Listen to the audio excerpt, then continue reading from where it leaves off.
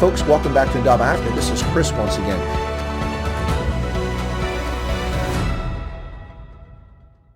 Hey folks, welcome back to Chris Wide Africa here on the Ndaba Africa channel. Today, once again, on Facebook, not on YouTube, so my apologies for that. Of course, with Facebook, we have a little bit longer delay, and it took a little while to sort this out. Looks like 3 people have found where we're at, of the hundreds we expected to be here. But my special feature guest today is Trevor Donjeany, who is a world-class musician from South Africa. Now, this Oak played with Johnny Clegg. He was his bassist for over 12 years. So, folks, here he is. Trevor, how's it, man? How you doing, Chris? Well, I was doing pretty good until I was about to stream. I was told my channel was frozen, but we're gonna adapt and overcome. So I'm a little off my game as a result. As you can imagine, emotions run high when something like that happens. You've got to adjust fire really quickly. But as a soldier, or an old soldier, I should say, I'm comfortable adjusting fire. So let's get right to it.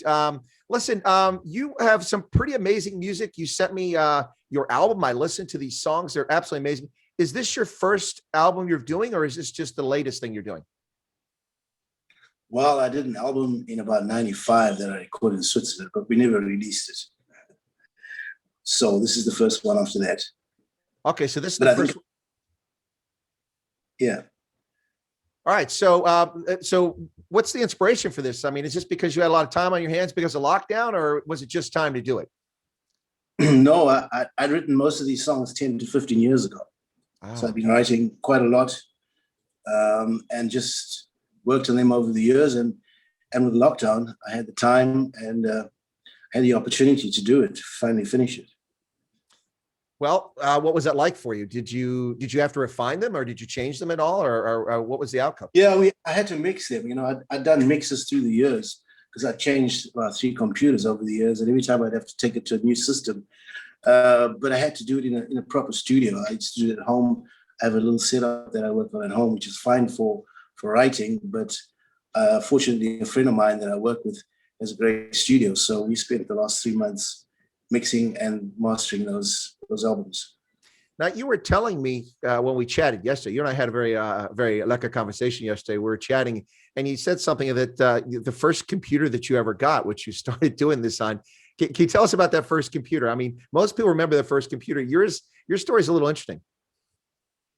Oh, well, my brother had an old Mac that he was getting rid of because he was upgrading, and he was going to toss the computer. And he asked me if I wanted it. So I said, yeah, I didn't have a computer. And the first day that it arrived, you know, we spoke on Skype or whatever it was at the time and hooked everything up. And I spent that night writing. And the first song on my instrumental album is a song that was written that night. Baby Cheeks. So that laptop, is it still around? Oh no, it wasn't a laptop. It was one of the tower things. Oh, it was a tower. It was a tower. Yeah, okay. Yeah. All right. Well, is it around, or is it found a home in a landfill somewhere? Oh no, I don't even know where it is.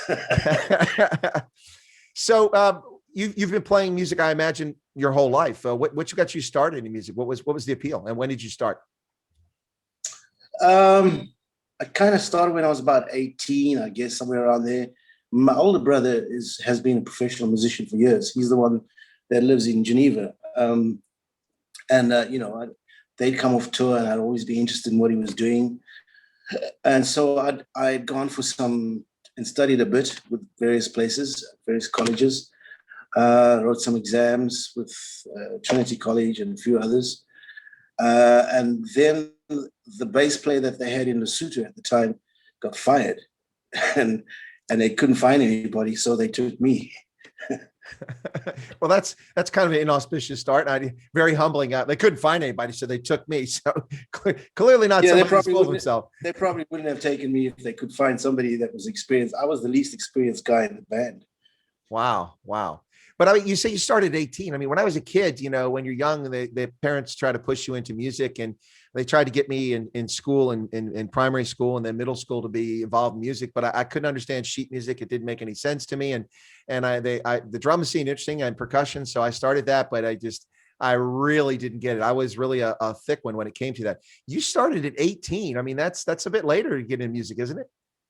Yeah, it is kind of late, but I kind of caught up real quick. Whilst I was still at school, in high school, I studied at one or two places. So I've written all these exams, but I never ever had a bass teacher, a proper bass teacher to teach me bass. So everything that I learned on my own. So I had an understanding of certain things, and I knew what reading was about. But when I got to the gig, when I got to Lesotho, we used to have cabaret acts that would come in every 2 weeks, and they'd come from various parts of the world, and you had to read to get through the stuff.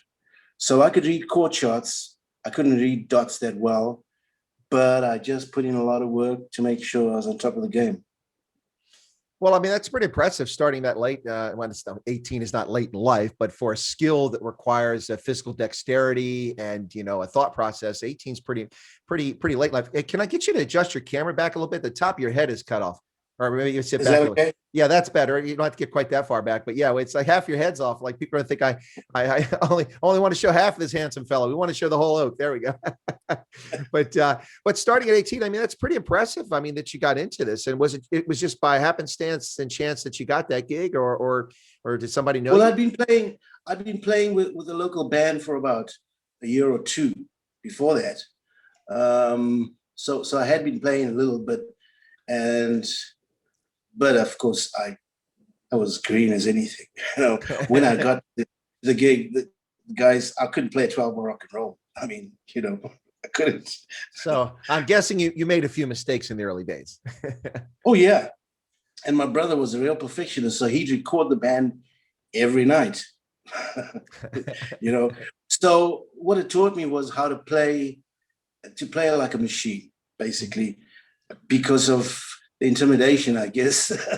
So I learned how to play just without making a mistake 9 times out of 10. So which was a good thing. Did you put a lot of pressure on yourself back in those days? Are you kind of a perfectionist? I mean, you say your brother's a perfectionist, but what about yourself? Or did you just kind of take it as it went and just hope the best? No, I was pretty hardworking. I mean, I'd spend every day I'd write out charts that had nothing to do with the gig, just to get my reading really good. Initially, I'd go down early when we had a cabaret artist come in. They'd come in on a Tuesday, and we'd rehearse from 2 to 5, and we'd have to play that show that night. But I'd go in earlier and grab the piano charts initially. But there's a problem with that is that there's no specific bass fields on that. And sometimes you have color voce parts where it's just piano and voice, and you're supposed to be playing some things and you're not. But I spent a lot of time just working really hard. Actually, it's a funny story. One of the cabaret artists arrived, and I went up to get the charts, and he'd called the plumber. And when I knocked on the door, he said, "Oh, come on in, fix." And he riled me every night. And I said, "That's never going to happen to me again." So it was a good thing, A little bit of mistaken identity, I suppose, there. Yeah. Now, you mentioned your brother. Your brother plays music, but he's abroad, isn't he? He's not in South Africa these days. Yeah, he lives in Geneva. He's been there for about 35 years. Oh, wow. Have you ever been to Geneva? Oh, yeah. I'd be out there almost every year. We do these gigs in Lausanne, Bern, Zurich, Basel, quite a few places, Yeah. There's a couple of really big jazz festivals, I think, either in Geneva or Lausanne each year. Is that true? Or they have the summer festivals in Geneva, and then the big one is the Montreux Festival, of course, in July, I think it is. Okay. But they have a lot of that stuff in the summer, yeah. That's what I thought. And they have winter festivals as well. No, the Germanic countries love their festivals. Trust me. Wine festival, beer festival, fall festival, harvest festival. They got lots of them. It's great for that, So you were with, I'm sorry, go ahead. No, it's fine. No, I was going to say you were with Johhny Clegg for over 12 years, but that wasn't at the beginning of your career, obviously, because you weren't probably up to scratch at that time. But later you wound up with Johhny Clegg. How'd that come about? I mean, Johhny is a legend in South Africa and around the world. Well, the drummer and the guitar player used to work. We used to do these shows together in Sandton in the early 90s. That was before any of them got that gig. And then Andy had been with Clegg for 25 years and became the MD of. So I knew them, and they just had some bass player issues, which has happened quite a lot actually with me. And they asked me to help out for 3 weeks. There was a tour that was coming up, and that's how we started, It was pretty hairy because at the time I was about to leave to do a gig in London. I had to fly back and do a rehearsal with the band, and then fly off to Switzerland to Lugano and do a gig there, and leave the next morning very early on a train to the border of France and Germany to play the first gig with Johnny. So yeah. that was quite an epic journey to get from one place to another. You said Lugano. That's a beautiful spot there in the south part of Italy, or in Switzerland. It's the Italian speaking part. Yeah. It's the Italian part. Nice little lake there, kind of chilled out. Did you get to see anything, or did you just in and out really quickly? We just spent the night. I was gone. Yeah, but we've been there with Johnny as well. We've done a lot of, almost all of France with Johnny, from north to south, east to west. There's hardly a town or city we didn't play in. Wow. Switzerland, Germany, mostly those three. Well, with all that time in Europe, how do European audiences receive Johnny and you're in the group and you guys? Were you warmly received and very popular, or what? Oh, Johnny's extremely huge in France. I mean, we play to average size would be anything from 7,000 to 8,000 to 50,000 people most of the time. Wow, that's impressive. Yeah. Yeah. Well, it's got to be a good feeling too as a performer to have a big audience there around you. I mean, it's certainly got to make you want to be on the top of your game. Oh yeah, it was great, and also, the tours were extremely well planned, and everything just worked. We had a road crew with us all the time, guitar tech, lighting engineer, sound engineer, monitor engineer. So it was really, really a sus gig to be on. Incredibly nice to work on. Well, do you have a memorable performance either from your time before you're with Johnny or with Johnny throughout your musical career that really stands out in your mind as like, this was the one, we hit it right. This was a great event. I think most of them were on the case, Oh, okay. Yeah. You kind of get to a place where it's got to be that thing every night, Mm-hmm. So I don't remember having a bad night.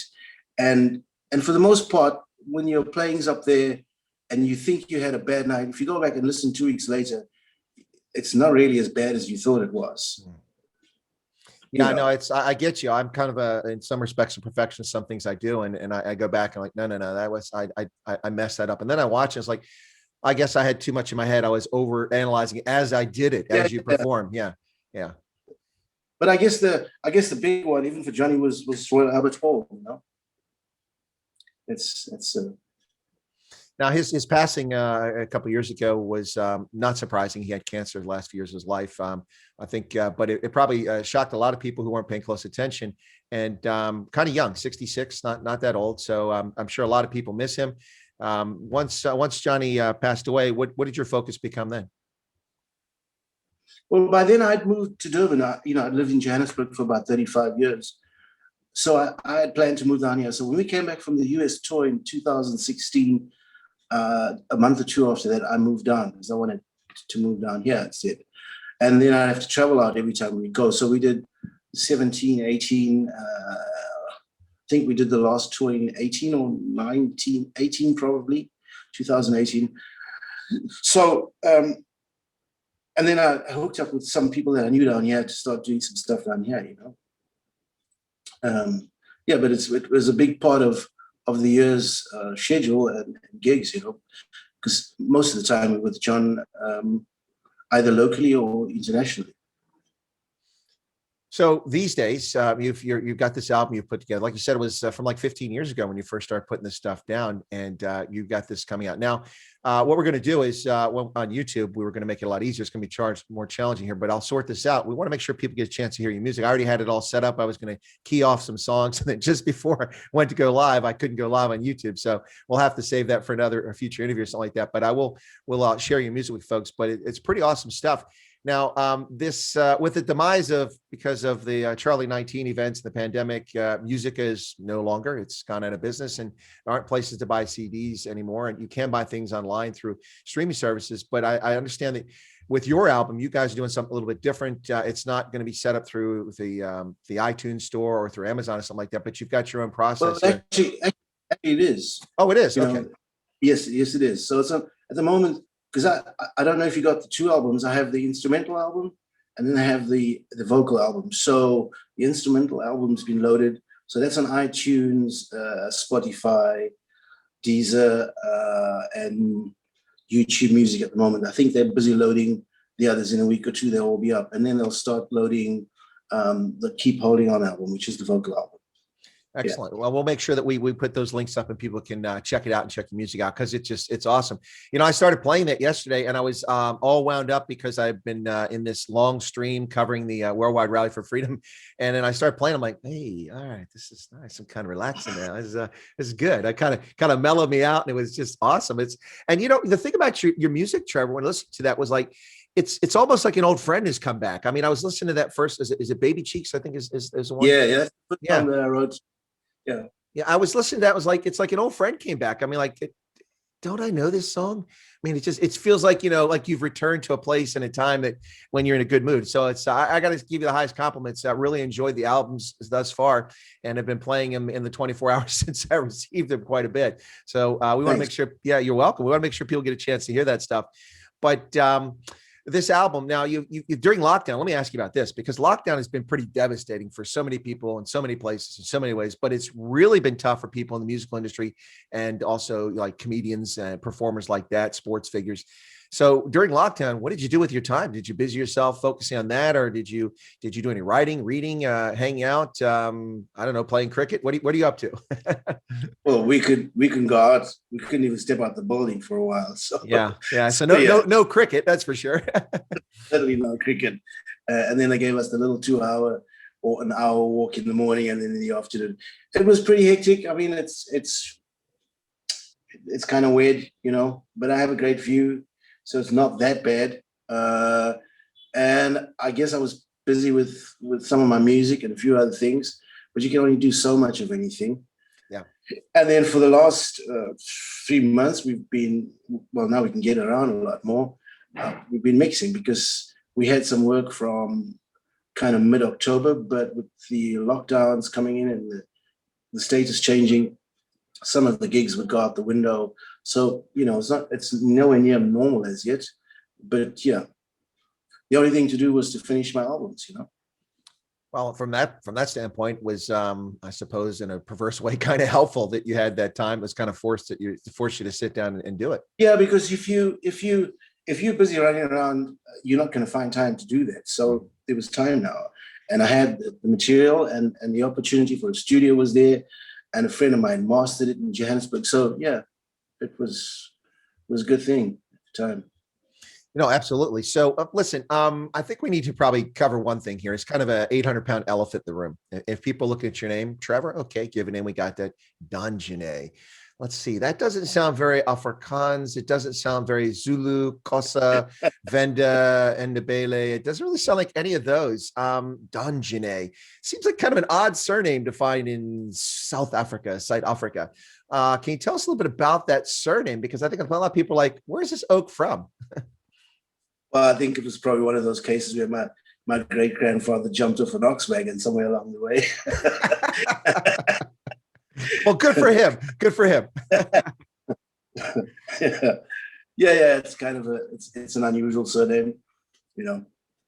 But is it French origin, or? I think it's French Italian origin. Yeah. Okay. All right. Well, no, because I mean that's like, you know, it's definitely a name that stands out for itself.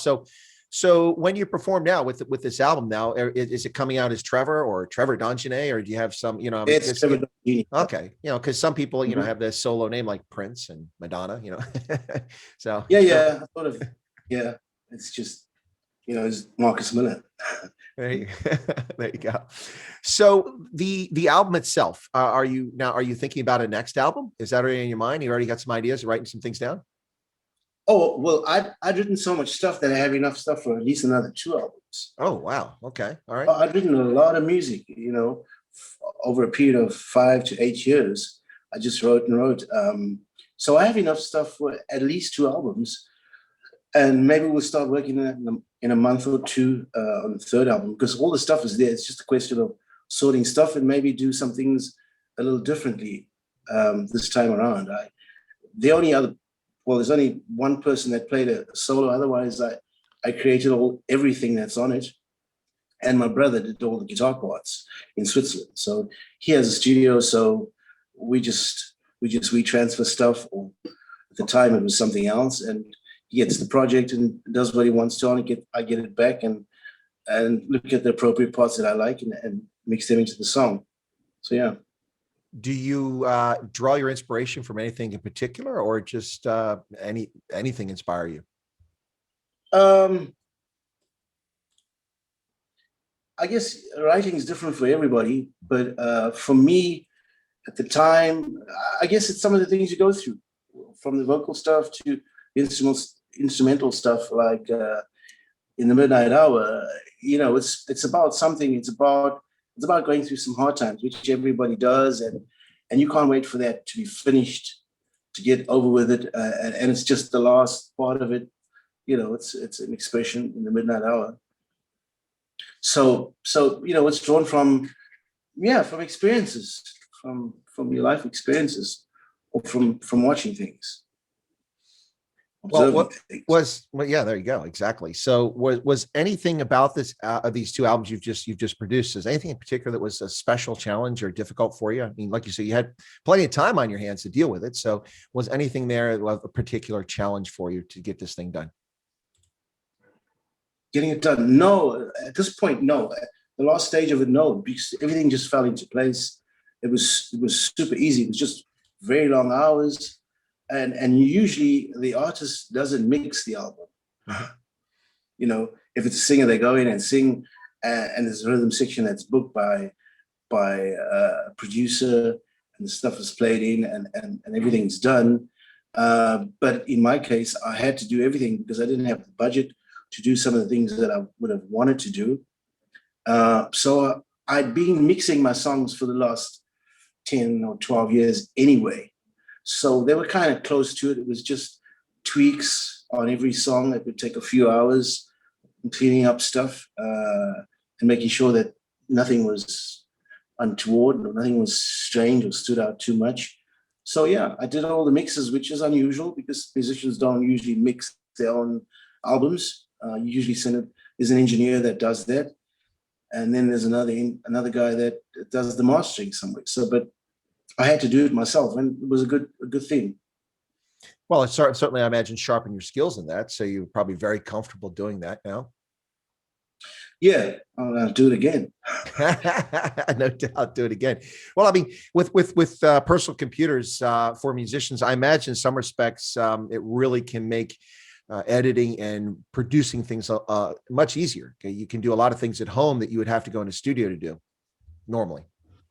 Yeah, you can do a lot of things at home, and if you have a network of people, you can send something to New York or Los Angeles, have something done, send it somewhere else, send it to London.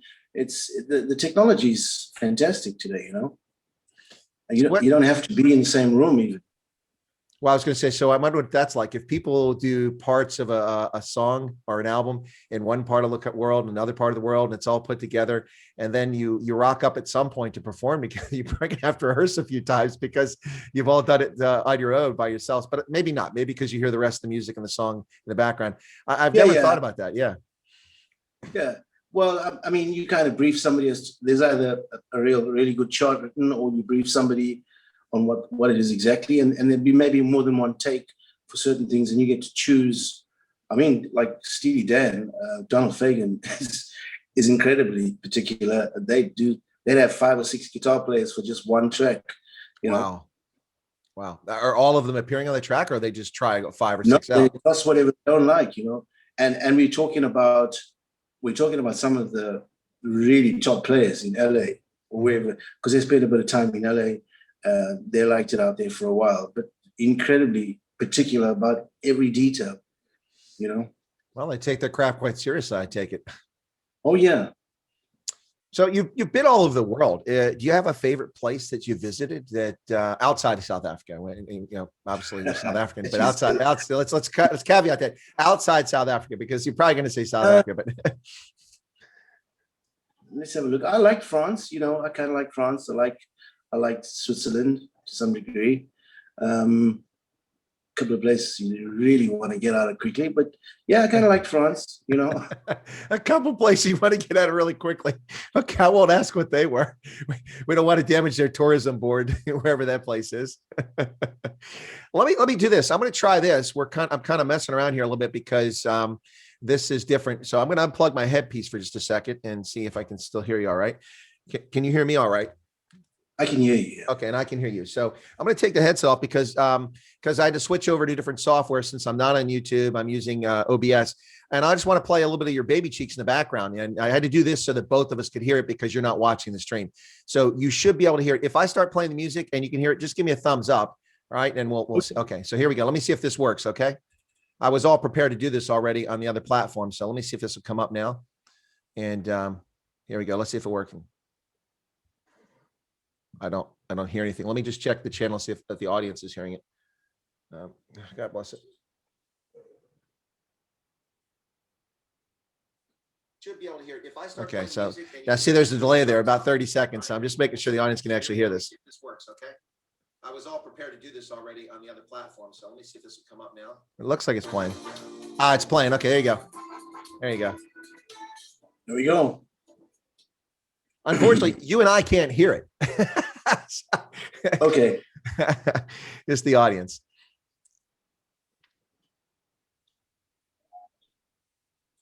All right. So sorry about that, folks. Just a little taste of Trevor's music there. And if I talked over it, we talked over it, my apologies. Because of the streaming software, we can't hear it. So it's a little awkward, but I get a little bit of feedback there. What do you guys think? That's pretty awesome. That's a nice vibe to it. You get going there. Hopefully I can sort this out. Another way I might be able to do this. Hang on a second. Let me try this, Trevor. Let me pull up the software that girl. Okay. Let me see that one. Okay. We can get that to play.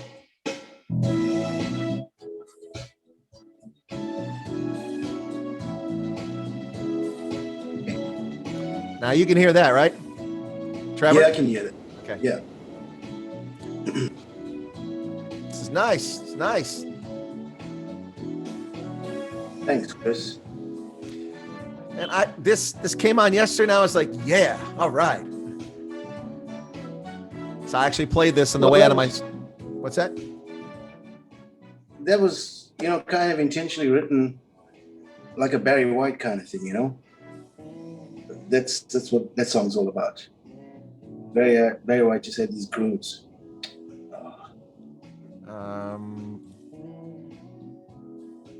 It seems that some people are confused about the broadcast. How so?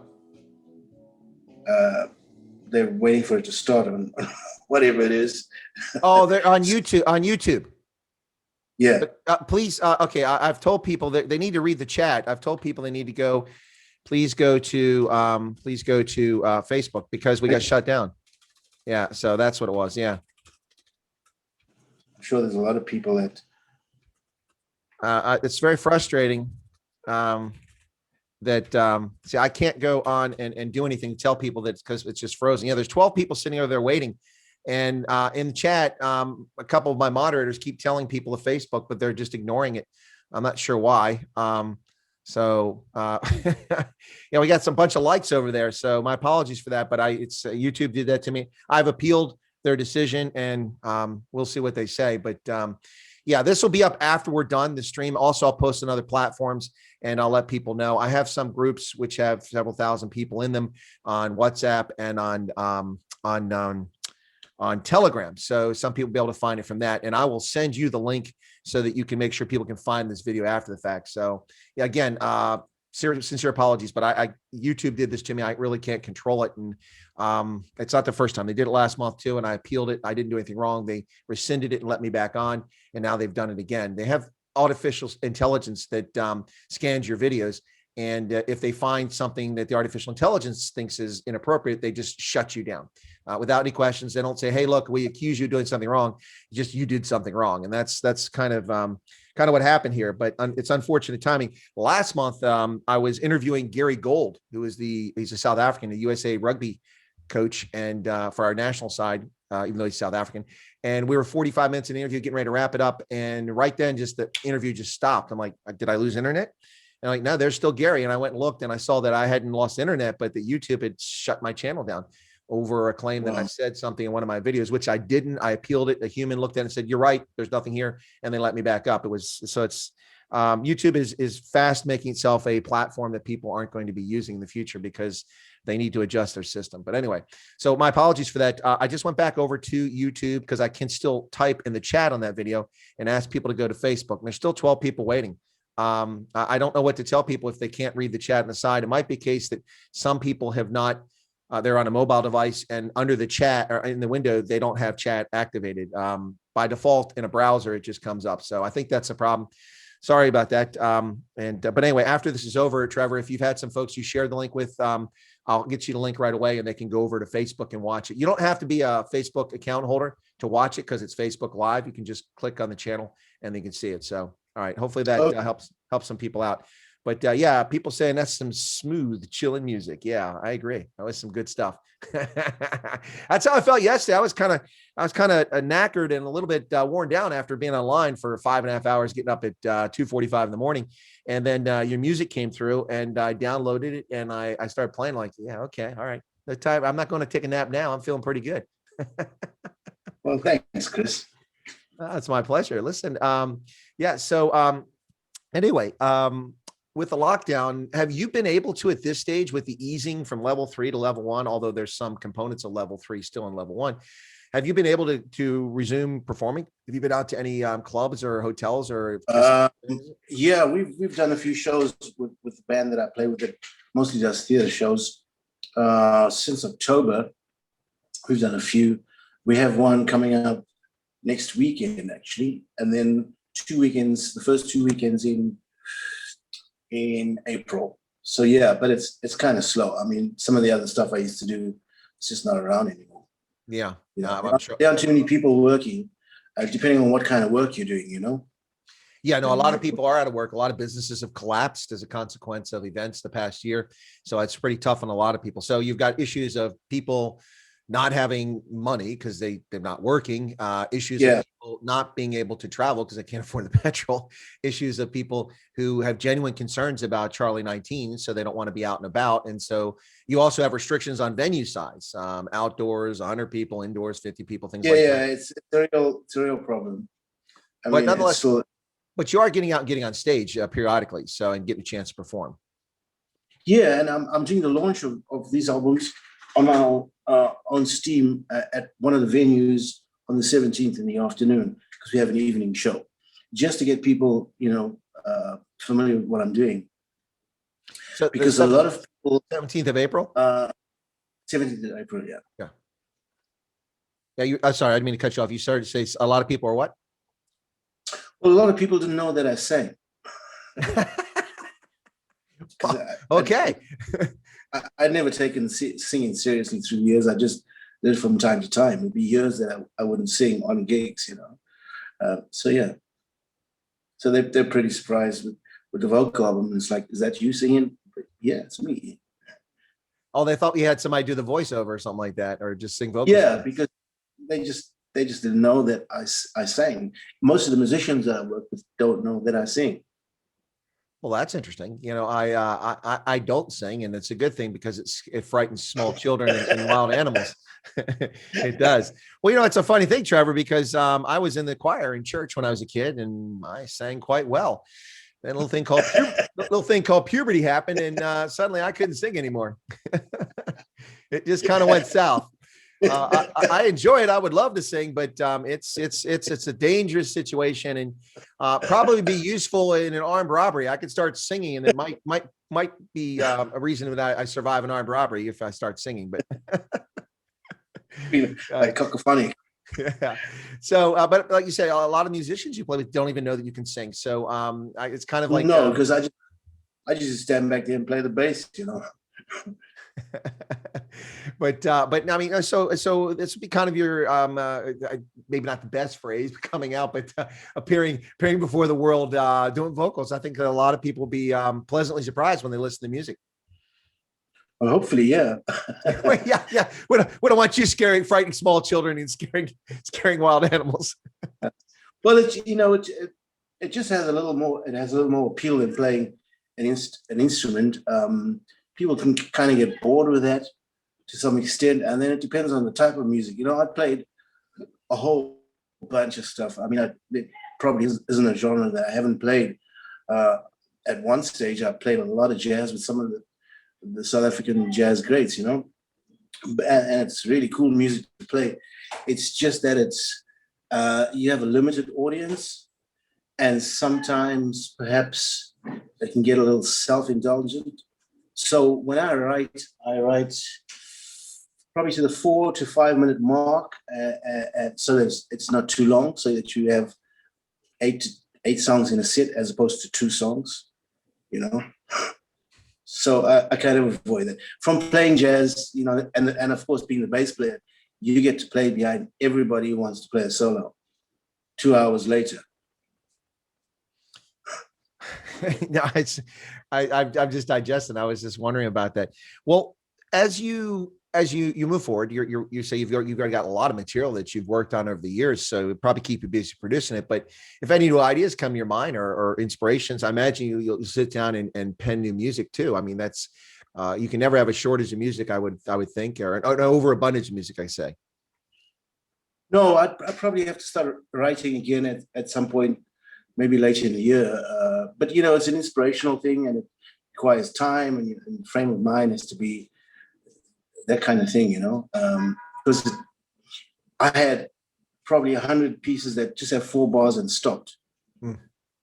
So just a few weeks ago, I was going in to check on the composition folder that I have, and it would be 4 bars and then nothing. Because and then I learned to just get off the piano and shut the computer down. But when stuff flows, I'd end up sitting there for 10 or 12 hours or through the night. Wow. Just working. But there are days when nothing happens. It's just not there. Some days it's just not there. No, it's gone fishing. It's gone fishing. There you go. So, you know, you were up there in the High Veld for 35 years, I think you said, in Johannesburg area. And then you relocate to Durban. Kind of a very different vibe. I mean, you know, Joburg and Durban are like 2 different countries in many ways. Yeah. It's kind of harder to do things down here, you know. It really is hard. I mean, if people were supposed to go somewhere and there are 2 raindrops, they're just gonna stay at home. It's really crazy. I mean, I've heard people say it's raining. So I'm like, what? Are you coming in an ox wagon? Or are you coming in a car? I mean, you know, we play in Canada, it's minus 13 degrees and there's 2 feet of snow laying around, and people come out to the gig. Yeah. So what are you coming on? So it's really hard getting things done, but I like the lifestyle down here. And somebody once said something to me about calming down. So the intention for me was to live here, but still perform at the Johannesburg or the international level that I'd been doing for a long time. So it's fine. My head, you know, my mind is on that. So once I get out to do what I want to, it's at the level we were doing it with Clegg or higher, you know. Are you at all a fan of rugby? Unfortunately not. The only rugby game I went to was when France played England in the final, and I mean, France played South Africa, and we were at the game that night with Johnny and the whole band, and John's manager got us some tickets, and it was great. Okay, just checking. No, because someone just asked if you're a Sharks supporter because you're in Durban now. So. No. But Dan Shout, the saxophone player, he's a rugby fan of note, you know. Okay. He was a saxophone player in John's band. We'd be on tour and he'd look for a pub where he could watch whatever game there was. Cool. So you know, you've got some places just have kind of a music scene. Obviously you're a musician, you're down there. You say it's a little tough to do things like, you know, Durbanites are pretty fickle. You know, big demonstrations take place in South Africa and people can't be bothered to come out in Durban. They're just too busy doing something else. But you mentioned being fickle with the weather. Is there a music scene in Durban? I mean, if there is, I missed it. My time's down there.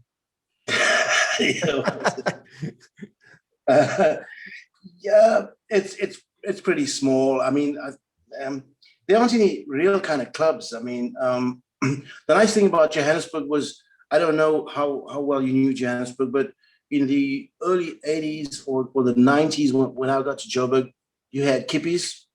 I'm sure you heard about kippies. Mm-hmm. And there were places in Rosebank. And of course, you had Rumors in Rocky Street in Yeovil, which was a tiny little place, but they had it for 30 years or something. And they had a concept, and they'd have music on certain nights. It was great. You just don't have those kind of places where I don't really know how younger musicians are going to learn how to play, because there really isn't that many places to play at. Whereas when I was playing, I spent years on the circuit. So, I mean, we played 6 nights a week, Mm-hmm. but that kind of thing doesn't exist anymore. Well, that's crazy. So it's certainly not in Durban, it doesn't exist, but just across the board, I guess it doesn't exist. And with the pandemic, it's only going to be worse with places shutting down. Yeah, it's really hard. So from back in those days in Joburg, you mentioned Rosebank, a few other places. Did you have a favorite club that you went to that you performed, just kind of had a good vibe to it? Well, when I first got to Johannesburg, the first gig I had was in Kippies. And fortunately for that, because a lot of guys saw me, and every time I finished doing something, I'd get booked for something else.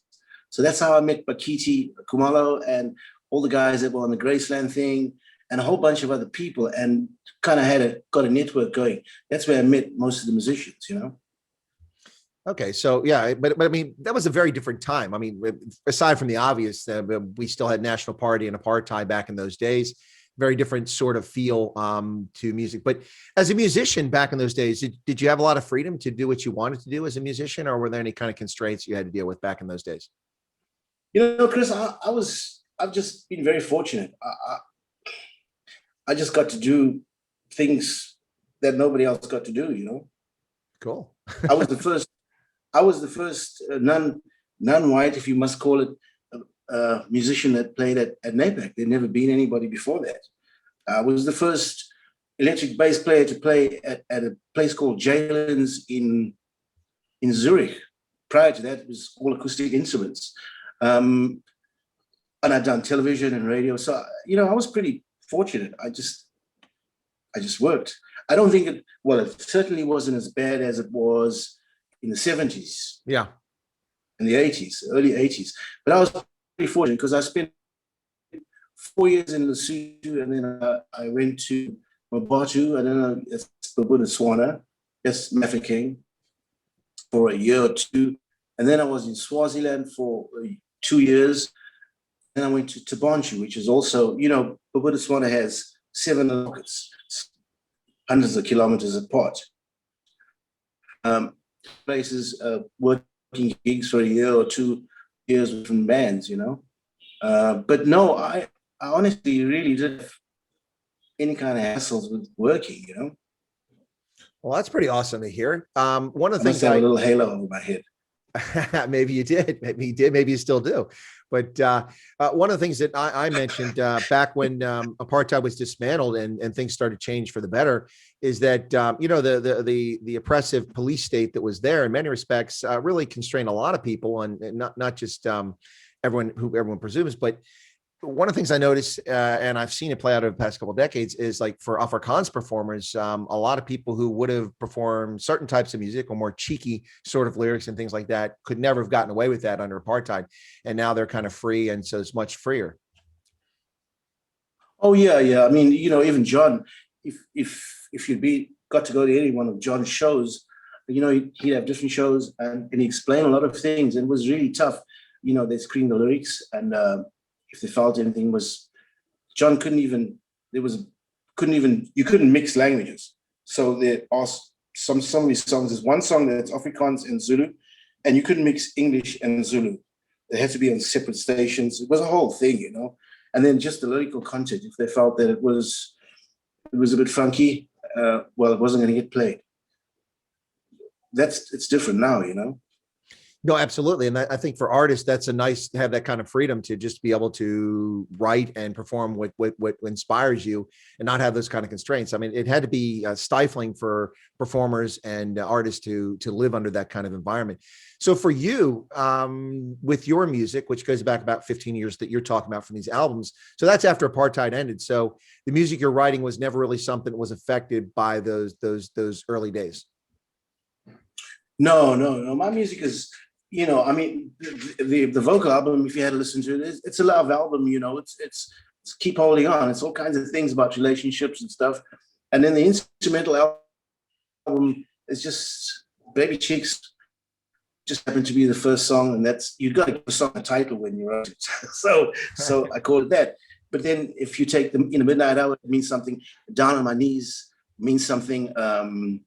In the thick of it is about something. It's just about going through some really hard times and wanting to get out of it. So it's that kind of thing. They all have. Gotta Work was when I was diagnosed with cancer. You had cancer? And, oh yeah. Oh, okay. Well, I'm sorry. I had a cup of coffee this morning. Oh yeah, no big deal. Come on, man. You had cancer. Wow. When was that? Well, I got through it.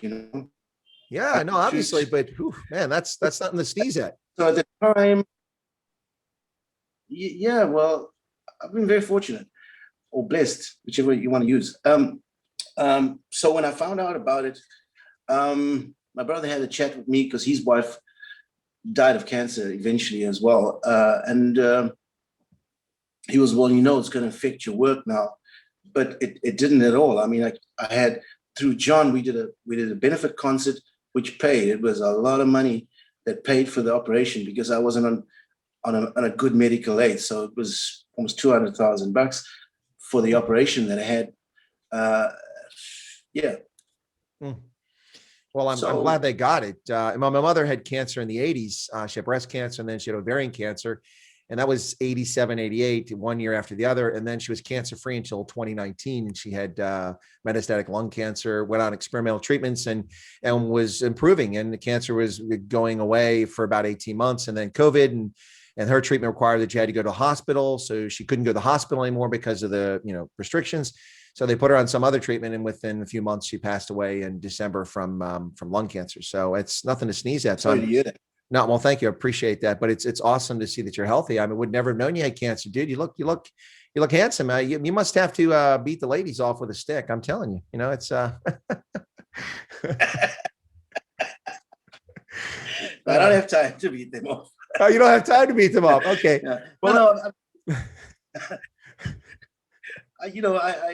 I just keep a positive mind, and I keep focused on what it is I need to do. I mean, you can't stop. You really can't stop. So I don't want to spend any time on that. I did all the tests and did all the follow-ups and everything that was necessary, and it's been under control. So just keep working.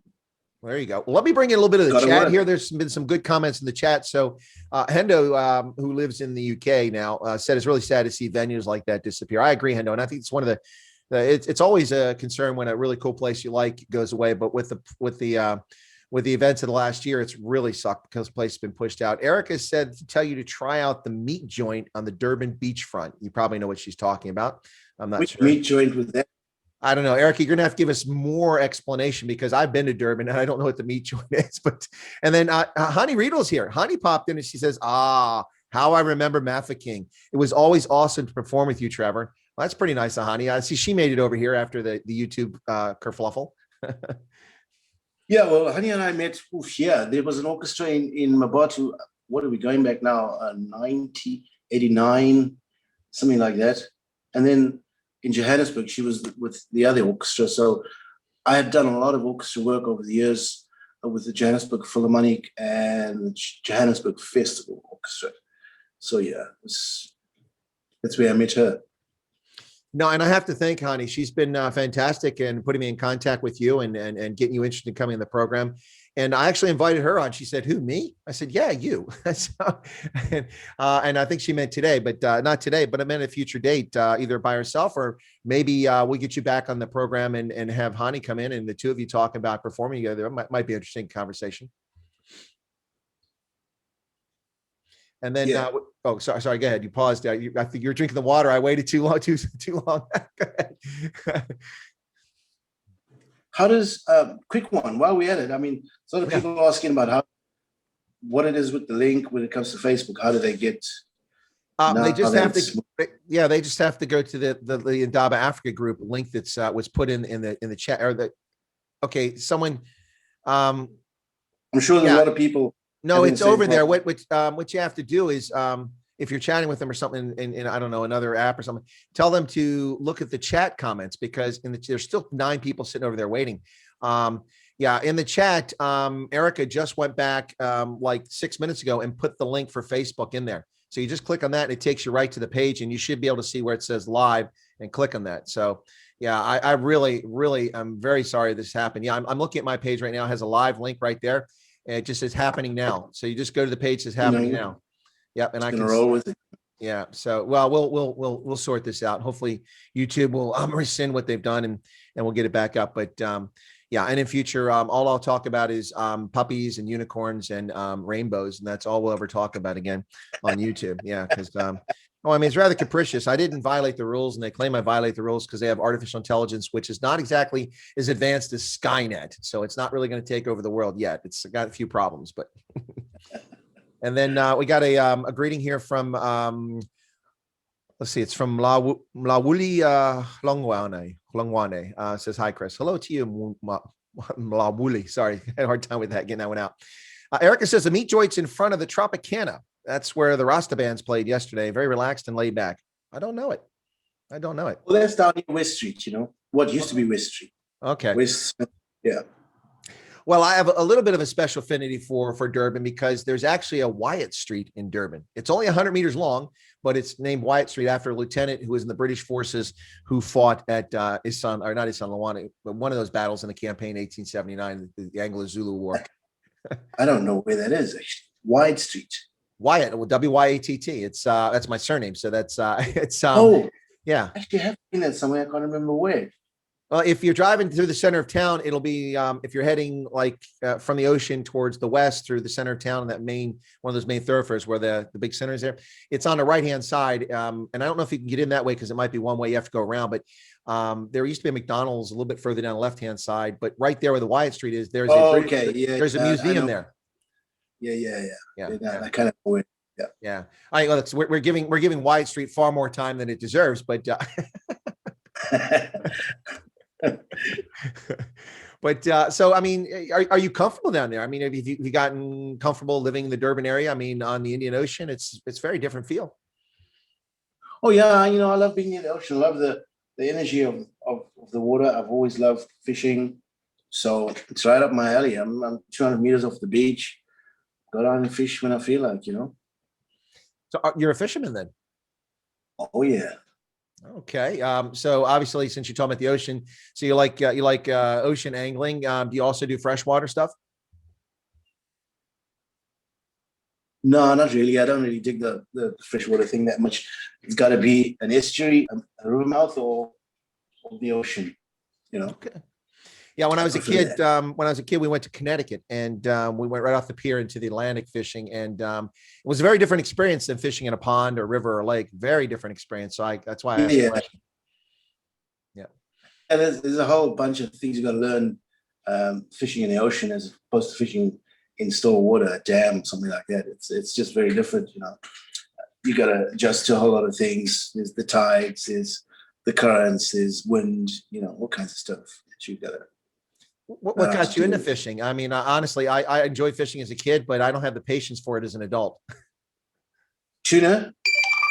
I've never been tuna fishing, but you've got to go out on a boat to do that, I just fish off the shore. So, it's kind of, there's different species closer to the shore than there are further out.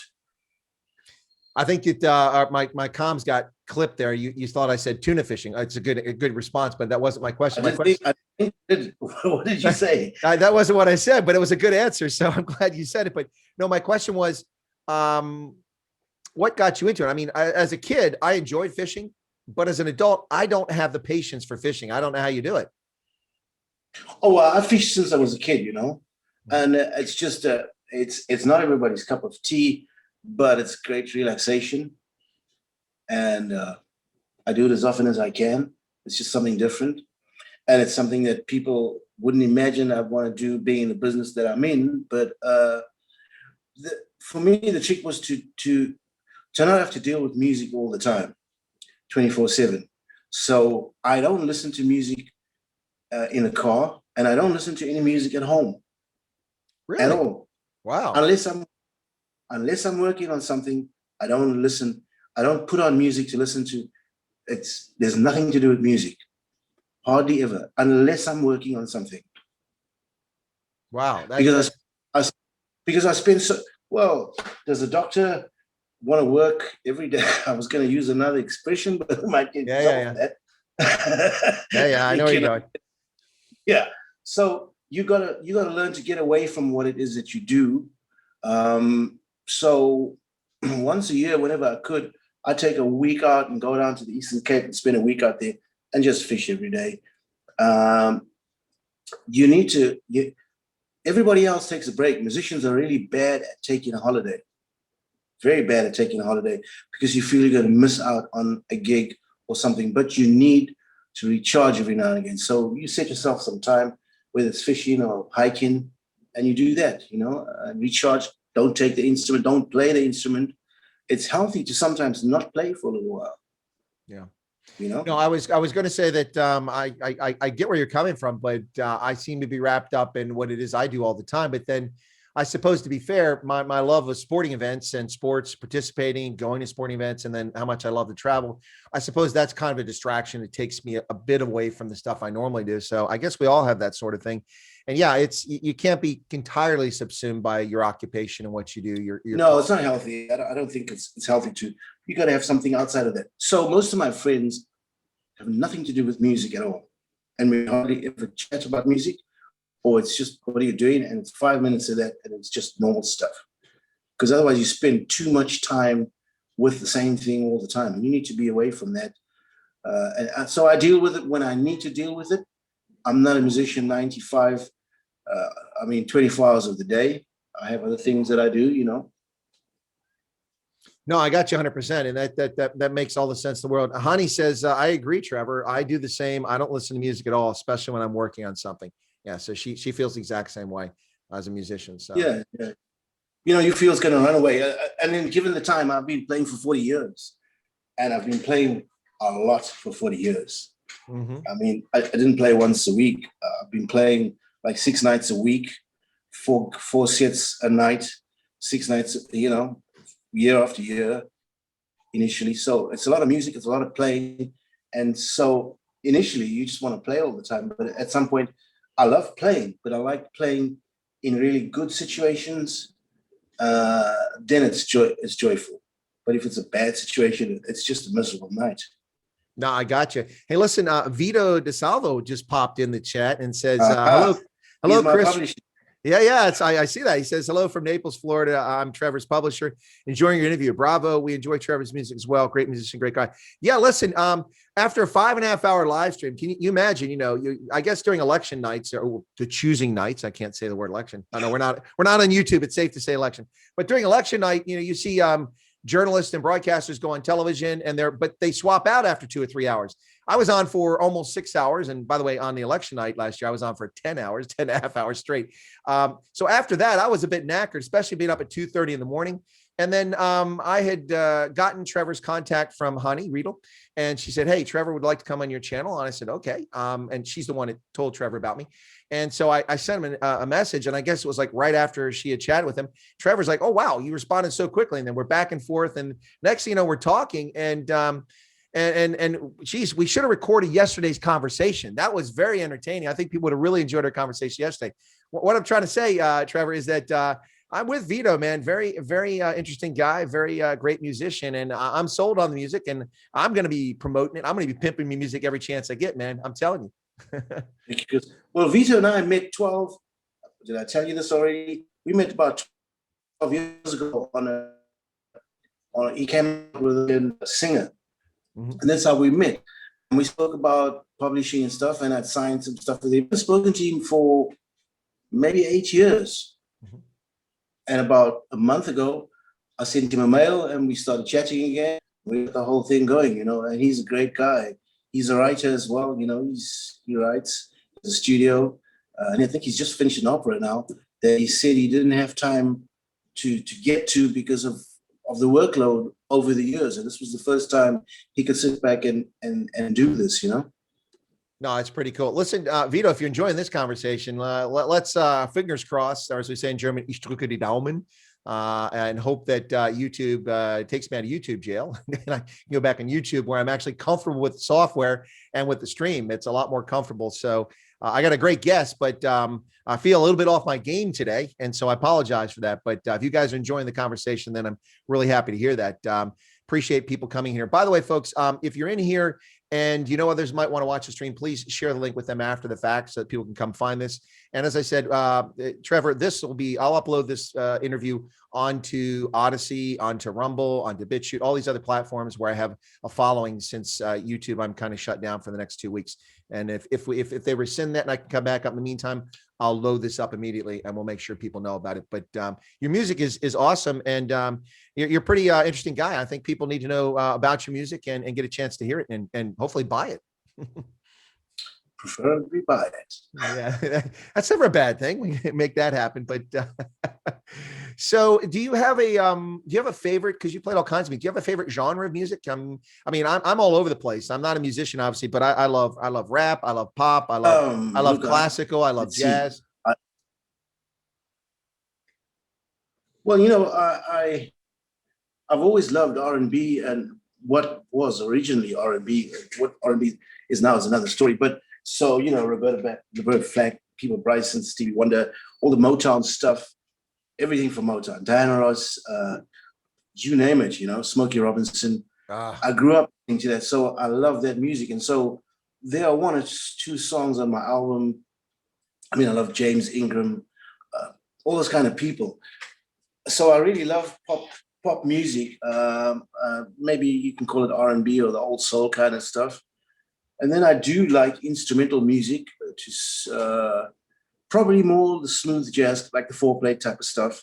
You got the other stuff, the real hardcore bebop stuff. I've played it, with a lot of people over the years. But I prefer playing the smoother stuff. Yeah. Because it's easier to get people's attention. Mm. And if you're playing to audiences and they don't understand what you're doing, or it just doesn't fit in with what they're all about. So so we use the skills that you do in a jazz setting, playing with the bebop stuff, and then you try and do what Kenny G did. You take it across, and instead of playing some hardcore stuff, you play stuff that appeals to people, which is still very clever musically, but it's not hardcore. And most people just like easy, straight down the line kind of stuff. Yeah. Easy to listen. So my instrumental album is supposed to be easy listening. So there are space solos on it, and I didn't intend to have bass solos all the time. I have some guitar solos as well, but I wanted different instrumentation. I wanted some saxophone and trumpet and other stuff that played the solos, so that it created what's the word? It just created a difference, different colors. But unfortunately, I couldn't get to that with COVID and everything else. I have some brilliant players that I've played with over the years that I would have loved to have done some stuff with. Maybe on the next one. Yeah. Now, I'm sorry for the interrupting a couple of times. There's a slight hiccup in your. Have we got a delay? Stream. Yeah, no, there's a slight hiccup in your feed. Your data's a little slow, but so I cut you off a couple of times. Apologies for that. But you're talking about back in those days, music that you really got into. I mean, I remember those days. Peebo Bryson, Luther Vandross, and one of my all-time favorites was SOS band, Sounds of Success. Weekend Girl, man, those guys, they're just amazing. Did you ever listen to any of those groups or performers? Oh yeah. Stuff played in the radio when I was a kid, and it kind of goes into your mind without thinking about it. It's your subconscious. So when you hear it years later, when you have to deal with a song, it's kind of there. You just never really intentionally took notice of it, but it's in your psyche. It's there. Yeah, no, I remember that, in the military, we have something called USO, the United Services Organization. It's a private group that sponsors performers coming overseas, particularly when soldiers are deployed. So in Hanau, Germany, back in the early 1990s, being a huge fan of SOS, they came there and they played at the community club, which there was like maybe 50 people there, and they were amazing. It was very intimate. It was awesome. And here we are with a world-renowned band that had massive platinum selling albums, and they were performing right there. It was incredible. I'll never forget it. I'll tell you, as a music fan, going to a performance in which you see the artists and musicians give it their all, and they just really put on a great show, is just something you never forget. I'll never forget that small venue. Yeah, you know, there's something really special about live music and going to a concert, which you just can't replace. You know, I mean, there's an energy, and the sound, the actual sound of the room, and the visual stuff that's going on is pretty incredible. It's incredible, you know. There's a couple of questions I want to get to very quickly before we get to wrap up. I think we'll probably go back to that at some stage. Oh, to the turn small around venue? again, just like didn't. Going back to small venues. Sorry. No, it was broken up again. You said you'll probably go back to some stage. Back to what? Well, I think just people. I think just back to live music. You know, because for a long time, for quite a while now, it's been DJs and a whole bunch of other stuff. But there's something about the sound of a band that is very different. And I think that at some point in time, it'll go back to that. The problem is for everybody that didn't up their skills because of the technology, it's going to be a problem because you need to have player skills to play an instrument. A lot of people don't really have that great skills, or it's copy and paste. So, I mean, there's still like Cape Town's awesome in that way. There's a lot of good players down in Cape Town, a lot of young, good players. I went to a place called Swingers. Wasn't that kind of Swingers, but and yeah, Chris, with Dan Sharp, because he knows just about every place in Cape Town, you know. And they have this Monday night, which is also incredible because in Durban, I chose to have my launch on a Saturday afternoon because to get people to come out on a weekday, it's another story. Johannesburg is a bit different, you know. But in Cape Town, people go out and they go out late too. You know, it'd be 9, 10 o'clock, they go out and the place has got 300-400 people on a Monday night. And it's just young cats jamming and a core resident band that plays the first set. And then people just come up and it's great, you know. It's great for players to get out and learn to play and exchange ideas. But we don't have that down here. No, that's a shame. That is a shame. A couple quick questions here. Hani said, I'm sorry. Leovin Janssen van Rensburg said, I see that he was in Queen shows. How do you enjoy that? So did you perform with Queen, the band Queen? Is that what they're talking about? Well, it was Queen Productions, but not the real Queen. So this guy called Joseph Clark that I met when I worked at NAPAC, the Performing Arts Council, for a few years. Joseph was the principal dancer. And then he got into singing, and then he started getting into the theatre productions and stuff, and then moved to Johannesburg. So I've done the Queen thing with him over the years. So when we did Germany and Spain and parts of Europe and wherever, I did the tours with him as well as most of the local productions. Oh, cool beans. Now, really quickly, Hani asked a question. She said, Trevor, how great was Baseline in Melville? Oh, yeah. I forgot about that. That was another a really small place, probably 20 meters by 5 meters, perhaps. Wow.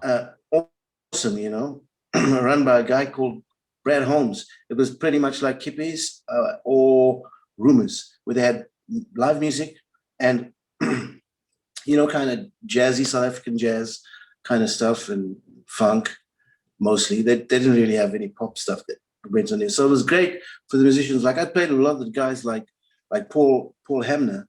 I used to do all Paul's gigs at some stage, from concerts to small performances. But I don't know where. There are a few places now. There was a place in Fontaine that apparently is closed down. It was kind of a hit Rosebank at the moment. That's kind of opened up. But yeah, there aren't too many places to perform, you know. Yeah, no doubt about that. Well, listen, I don't want to keep you all day. It's the evening there, but I'm enjoying this conversation. But why don't we do this? I'm going to make sure we get this word spread that this interview was here on Facebook and up. It'll be on other platforms. I'll let people know about that, and we'll get that up. But and I'm going to invite you back. You're welcome to come back on my program at any time. I'd love to get you on. Maybe, as I said, get you on here with Johhny and talk about performing together. That'd be pretty cool. But in the meantime, I'm going to do everything I can to help promote your music because I'm sold. I'm sold. It's awesome stuff. But any final comments before we wrap up? Anything you'd like to share about, I don't know, life in general, the future, and what's going on with your plans for new music?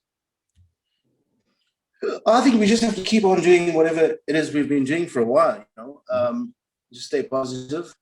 You know, be aware of what's going on, but life doesn't stop. It just carries on. So, you know, for us that are the creative people, you just have to keep on doing that, even when times are not that great. You have to keep on at it, and to some degree, look, it's taken me 15 years to get to this point, just because of various things. So, I mean, that's a really long time. Most people do an album in 3 months or something like that. It's just taken a long time, but you keep the dream alive, and you work towards it. You know, keep it alive, work towards it. And I also believe that the right people will cross your path at the right time. And in my case, with this project, there have been so many things that just fell into place without me even trying to get them to work. So, you know, and it does happen. No, those are great words. Awesome stuff. Before I let you go, I did get a question from Lloyd Tunison who said, Trevor, how can we get your album immediately? So I don't know if Vito can type that into the chat, if Vito's still there, or maybe you can tell us how people can go get your album now, because obviously at least one person wants to buy it at this moment. Well, as I said, it's on iTunes, Spotify, Deezer, and YouTube Music. But Vito knows they kind of upload every couple of days that they load a new one. So Vito kind of knows, and then he mails me. But right now, there's those 4. All right, cool beans. Well, that's awesome. Trevor, it has been a first off, number one, it's a distinct pleasure getting to meet you and chat with you yesterday. That was a lot of fun. I mean, I was exhausted and I just didn't want to end the conversation, but so it was pretty awesome yesterday. I don't know. I think you enjoyed it too yesterday.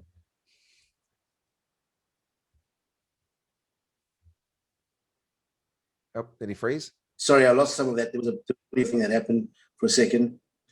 Yeah, no, I said, listen, number one, it was a great pleasure getting to meet you yesterday. I was knackered and I really enjoyed the conversation. I didn't want to end yesterday, but I had to get going on, and we talked for a while yesterday. So I think you enjoyed the conversation yesterday too. I just want to confirm whether you enjoyed it or not.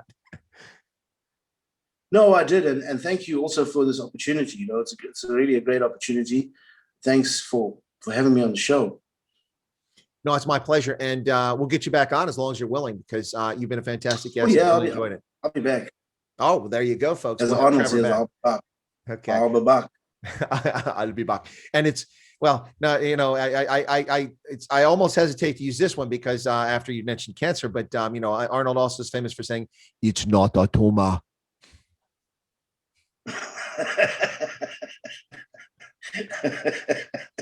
That's pretty good accent. Yeah. Well, I do speak German, so anyway. Oh, okay. I didn't ask you that. If you don't mind, you know, you've been all over. So do you? I mean, you talked about being in Swaziland for a couple of years, and I think you said Lesotho. So do you speak any other languages beyond English to any degree of proficiency? Just little bits, you know. Andy was fantastic. The guitar player Andy was fantastic because he speaks English, Afrikaans, he speaks Zulu and Tswana, and he speaks French fluently.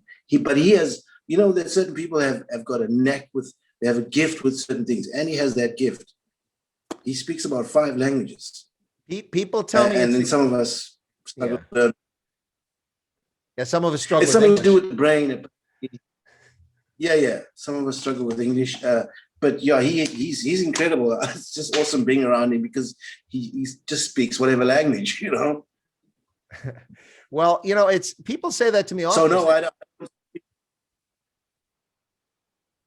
People say what? We got this, like, people say that to me often. They say, oh, people that speak all polyglots have this gift for language. Listen, Trevor, I speak 6 languages. Let me tell you something. It's hard work. It's not a gift. Well, I mean, take my mom. My mom's 91. She lives with me, okay? My mom speaks English, Afrikaans, Zulu, Tswana, Sesotho, and she doesn't speak so-called Fanagalo. She speaks fluently. Wow. Now, my mother went standard 2 or whatever it is. She has a gift with this thing. Okay. I mean, she's learned it, but I mean, she didn't go anywhere. There's no difficulty with it. When she moved here in the 40s or 50s, she couldn't speak Zulu. And she speaks fluent Zulu. When I was in Lesotho, the receptionist, I used to call home and let the receptionist talk to my mum. And she always used to say, that's not your mother. Until my mum came to Lesotho once. And the drummer's wife was a Basotho woman. And she said, your mum speaks more fluent Sotho than I do. And she was born Sotho. But my mum was born up there years ago on the border of Natal and Lesotho, probably more into Lesotho in the 20s or whatever, 27 or something like that. Wow. So it's quite a long time, and it's incredible that you, I mean, it's a long time to not speak on a daily basis and just be able to speak it at any given point in time. I think that's incredible. No, it's amazing. So you said the 20s, your mom she's like 100 or something like that. Wow. She's 91 last month. Ooh, so it's 20, yeah. Well, I wish her good health. And in the spirit of your mom, speaking all these languages, I'll say bye bye donkey and ke alabo for coming on the program. I'm sure she'll appreciate that. And then I guess we have to leave with this. Hendo, we were doing Arnold quotes there. We'll have to say, get to the chopper. Okay, Chris. It's the Arnold Schwarzenegger hour. Yikes. All right. Well, but seriously, Trevor, you're awesome, man. I'm glad that the challenges that life has thrown you, you've overcome them, and you have said you've had a blessed life. It sure seems that way, and I'm looking forward to many more decades of a blessed life and more music coming from you. But in the meantime, we'll have you back on the program sometime soon. Thanks a lot, man. Thank you, Chris. Thanks for having me on. All right, with that, I'll put Trevor in the waiting room so that I can wrap up the program. Let me do that really quickly. All right, folks, there you go. That was Trevor Donjeany. What an awesome oak. That guy was amazing. I hope you enjoyed that. And my sincere, humble apologies. I can't control the artificial intelligence that at YouTube that did this to me and put me in a freeze once again. I've appealed it. We'll see what happens. The days of alternative platform live streaming can't come fast enough. And my thank you to Facebook for allowing me to do this here on Facebook, but it's not an ideal venue with my 22,000 subscribers on YouTube. Most of them unaware that we switched over here. So anyone that missed the stream, my apologies, but it's beyond my control and literally happened within an hour of going live. So it was very frustrating and will cause me a lot of chaos over the next few weeks, if not longer. But anyway, that aside, this was an amazing conversation. I really enjoyed it. I hope you enjoyed it, and we'll catch you next time. So for live streams, you're going to have to come to Facebook to watch me for the immediate future, unless YouTube rescinds that. But I don't hold out a lot of hope they will rescind it, even though it doesn't violate their policy. Anyway, we'll see what happens there. Thanks a lot, folks. We'll catch you here again. I'll plan on doing, I'll consider doing a night owl stream tonight. I'm not sure. Maybe I'll do that just to talk about what happened on YouTube today. But that's kind of the plan for now. God bless everybody. Thanks a lot. And my special thanks once again, bye bye donkey, ke alabo, merci mille fois, vielen Dank to Trevor Donjeany. What an awesome oak. Thanks a lot, folks. We'll catch you next time. Oh, please play Trevor. Yeah, okay. Lloyd says, yeah, I'll do that. Let me do that. I'll play Trevor's songs. And yeah, let's do that. Yeah, let's play a little bit of Trevor's music on the way out. And I'll just turn my camera off. You can listen to it in the background. How's that? So my camera's off. You guys can now listen to a little bit of Trevor for the next few minutes. We'll play a couple of tracks of his. Okay, here you go.